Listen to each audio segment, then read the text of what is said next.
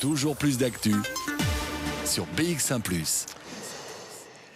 La région bruxelloise n'atteint toujours pas ses objectifs en matière de vaccination contre la Covid-19. Alors certes, la région a pu annoncer la semaine dernière le chiffre de 70% de primo-vaccinés parmi la population de plus de 18 ans.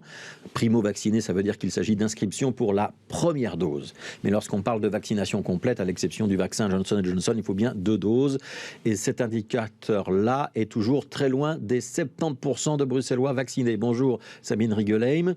Bonjour Fabrice. Même les chiffres intermédiaires décidés par la région bruxelloise ne sont pas atteints. C'est ce que note ce matin le journal L'Écho.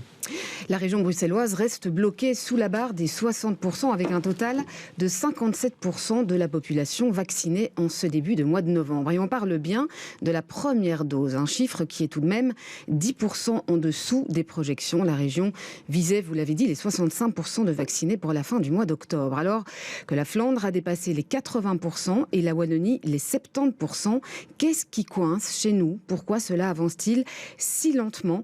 Pourtant, la région a multiplié les dispositifs pour toucher au plus près les Bruxellois récalcitrants. Écoutez la réponse de Inge Neven, la directrice du service hygiène de la COCOM. La confiance dans le vaccin n'est toujours pas à l'auteur qu'on aurait voulu. Quand on compare avec la Flandre, par exemple, ou même la Wallonie, on voit que les gens sont beaucoup plus réticents pour se faire vacciner et justement qu'ils ne sont pas beaucoup confiance dans le vaccin, beaucoup moins confiance, je dirais, que dans les autres régions. Et je pense que ça reste toujours le plus grand défi. Et donc, en discutant avec les gens individuellement presque, on arrive petit à petit à convaincre des gens, et surtout des jeunes évidemment, mais ça reste quand même assez compliqué. Mais malgré ça, voilà, je répète, ça continue à avancer. On a maintenant atteint, on continue à avancer dans toutes les catégories d'âge. Alors rappelons les caractéristiques de Bruxelles, grande ville, ville capitale. Plusieurs facteurs y jouent un rôle important dans la méfiance de la population face au vaccin. La grande diversité de ses habitants, le taux de précarité de la population.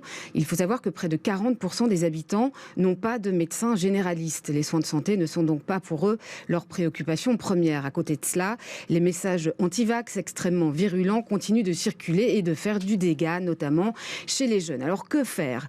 Continuer la stratégie régionale, répond Inge Neven, une stratégie très ciblée qui a été développée depuis déjà plusieurs semaines et développer les approches diversifiées et décentralisées. D'abord, il y a toutes les actions de sensibilisation. Je pense que ça, c'est très important. On continue également, mais donc on continue aussi à affiner nos outils, nos approches, etc. Ou alors, et par la suite, oui, donc la vaccination elle-même. Donc, il y a la vaccination dans les écoles, il y a la vaccination dans les entreprises. On a eu la vaccination dans les grandes surfaces, ça on a un peu arrêté parce qu'il y avait quand même moins de monde. On a maintenant pas mal de bus qui circulent toujours dans les écoles et dans des quartiers haute fréquentation ou des quartiers vraiment précarisés. On a également donc des antennes qui ont été installées dans différentes communes. On continue aussi à les étendre en fait pour vraiment avoir une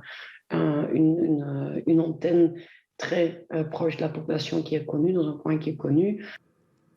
Et cela donne des résultats, affirme Inge Neven, même si c'est très lent, avec quelques 10 000 premières doses en moyenne de plus chaque semaine. C'est moins que prévu, c'est lent, mais ça continue d'avancer.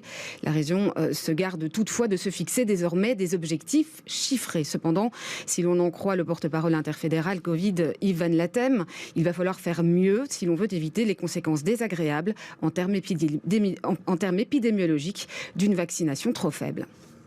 Les conséquences, on les voit déjà un peu pour l'instant. C'est Bruxelles qui a l'occupation la plus importante des unités de soins intensifs, avec à peu près 23% des lits occupés. Alors on sait qu'il y a un biais lié au fait qu'il y a beaucoup d'hôpitaux à Bruxelles, d'hôpitaux de référence entre autres, mais c'est aussi la marque que ces lits sont occupés quand même en grande majorité par des Bruxellois qui font partie des gens non vaccinés, nonobstant une partie des gens qui sont des personnes âgées vaccinées dont l'immunité a commencé à diminuer. Donc je pense qu'on a déjà maintenant, depuis des semaines, cet exemple, c'est à Bruxelles qui a le plus d'occupation des lits et ce n'est pas pour rien. Et pour Yves Van Latem, il faut viser les 80% au minimum de vaccination pour être protégé. Voilà, 80%, on n'y est pas encore.